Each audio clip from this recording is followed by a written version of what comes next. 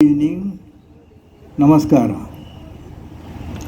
ಸನ್ಮಾನ್ಯ ಕರ್ನಾಟಕ ವಿಧಾನಸಭೆಯ ಸಭಾಧ್ಯಕ್ಷರಾದ ಜನಾಬ್ UT ಖಾದರ್ ಅವರೇ, ಶ್ರೀ ಐವನ್ ಡಿಸೋಜರವರೇ, ದಕ್ಷಿಣ ಕನ್ನಡ ಜಿಲ್ಲಾಧಿಕಾರಿಗಳಾದ ಶ್ರೀ ದರ್ಶನ್ ಅವರೇ, ಗೌರವಾನ್ವಿತ ಕ್ಯಾಥೋಲಿಕ್ ಧರ್ಮ ಪ್ರಾಂತ್ಯದ ಧರ್ಮಾಧ್ಯಕ್ಷರಾದ ಅತಿ ವಂದನೀಯ ಬಿಷಪ್ ಡಾಕ್ಟರ್ ಪೀಟರ್ ಪಾಲ್ ಸಲ್ಡನ್ ಅವರೇ, ನಿಟ್ಟೆ ಪರಿಗಣಿಸಲ್ಪಟ್ಟ ವಿಶ್ವವಿದ್ಯಾಲಯದ ಗೌರವಾನ್ವಿತ ಕುಲಪತಿಗಳಾದ ವಿಶಾಲ್ ಹೆಗಡೆ ಅವರೇ, ಪ್ರೊಫೆಸರ್ ಡಾಕ್ಟರ್ ಶಾಂತರಾಮ್ ಶೆಟ್ಟಿ, ಸಹ ಕುಲಪತಿ, ನಿಟ್ಟೆ ಪರಿಗಣಿಸಲ್ಪಟ್ಟ ವಿಶ್ವವಿದ್ಯಾಲಯ,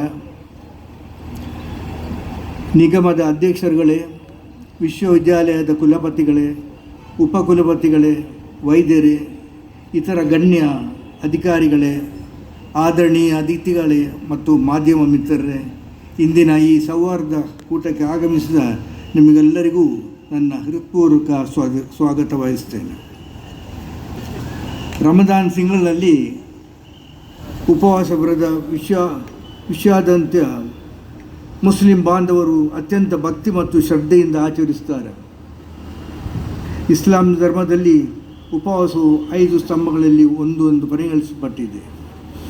ಇಂದು ನಾವು ಇಲ್ಲಿ ಸೇರಿ ಆಯೋಜಿಸಿರುವ ಈ ಇಫ್ತಾರ್ ಕಾರ್ಯಕ್ರಮವು ಎಲ್ಲ ಧರ್ಮೀಯರು ಪರಸ್ಪರ ಭಕ್ತಿ, ಗೌರವ ಮತ್ತು ಪ್ರೀತಿಯಿಂದ ಒಟ್ಟಾಗಿ ಸೇರಿ ಜಾತಿ ಮತ ಭೇದವಿಲ್ಲದೆ ಬಾಂಧವ್ಯವನ್ನು ಹಂಚಿಕೊಳ್ಳುವ ಅವಕಾಶ ಕಲ್ಪಿಸುತ್ತದೆ. ಈ ನಿಟ್ಟಿನಲ್ಲಿ ಇಂದಿನ ಇಫ್ತಾರ್ ಕೂಟ ಬಹಳ ಮಹತ್ವ ಪಡೆದಿದೆ.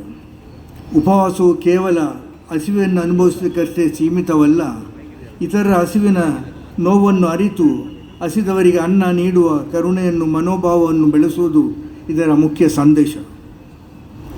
ಉಪವಾಸಕ್ಕೆ ಎಲ್ಲ ಧರ್ಮದಲ್ಲಿಯೂ ಮಹತ್ವವಿದೆ. ಹಿಂದೂ ಮತ್ತು ಕ್ರಿಸ್ತ ಧರ್ಮದಲ್ಲಿಯೂ ಉಪವಾಸ ಆಚರಣೆ ಇದೆ. ರಂಜಾನ್ ಉಪವಾಸ ಮತ್ತು ಇಫ್ತಾರ್ ಕೂಟವು ಸೌಹಾರ್ದದ ಪ್ರತೀಕವಾಗಿ ಉದಾರತೆ ಮತ್ತು ದಾನದ ಪರಂಪರೆಯನ್ನು ಸಾರುವ ಪವಿತ್ರ ತಿಂಗಳು, ಪರಸ್ಪರ ವಿಶ್ವಾಸ ಮತ್ತು ಮಾನವೀಯತೆಯನ್ನು ಬಲಪಡಿಸುತ್ತದೆ. ಕಳೆದ ಹಲವು ವರ್ಷಗಳಿಂದ ನಾವು ದಿವಂಗತ ವಿನಯ್ ಹೆಗಡೆ ಅವರೊಂದಿಗೆ ಇಫ್ತಾರ್ ಕೂಟವನ್ನು ಆಯೋಜಿಸುತ್ತಾ ಬಂದಿದ್ದೇವೆ. ಆದರೆ ಈ ವರ್ಷ ಅವರು ನಮ್ಮನ್ನು ಅಗಲಿರುವುದು ನಮಗೆಲ್ಲರಿಗೂ ತುಂಬಲಾಗದ ನಷ್ಟ. ನನಗೆ ವಿನಯ್ ಹೆಗಡೆಯವರು ಹಿರಿಯ ಅಣ್ಣನಂತಿದ್ದರು. ಅವರ ನಿಧನವು ಅವರ ಪ್ರಿಯ ಕುಟುಂಬಕ್ಕೆ ಮಾತ್ರವಲ್ಲ, ಅವರ ಅಪಾರ ಬಂಧು ವರ್ಗಕ್ಕೆ ತುಂಬಲಾರದ ನಷ್ಟ. ಪರಮಾತ್ಮನು ಅವರ ಆತ್ಮಕ್ಕೆ ಶಾಂತಿ ನೀಡಲಿ ಎಂದು ನಾನು ಈ ಸಂದರ್ಭದಲ್ಲಿ ಪ್ರಾರ್ಥಿಸುತ್ತೇನೆ. ಹಾಗೆಯೇ ಪ್ರತಿ ವರ್ಷ ನಮ್ಮ ಇಫ್ತಾರ್ ಕೂಟದಲ್ಲಿ ಪಾಲ್ಗೊಳ್ಳುತ್ತಿದ್ದ ಶ್ರೀನಿವಾಸ್ ವಿಶ್ವವಿದ್ಯಾಲಯದ ಕುಲಪತಿಗಳಾದ ಡಾಕ್ಟರ್ ರಾಘವೇಂದ್ರ ರಾವ್ ಅವರು ಸಹ ಇಂದು ನಮ್ಮೊಂದಿಗಿಲ್ಲ. ಅವರ ಆತ್ಮಕ್ಕೂ ಪರಮಾತ್ಮನು ಶಾಂತಿ ನೀಡಲಿ ಎಂದು ಪ್ರಾರ್ಥಿಸ್ತೇನೆ.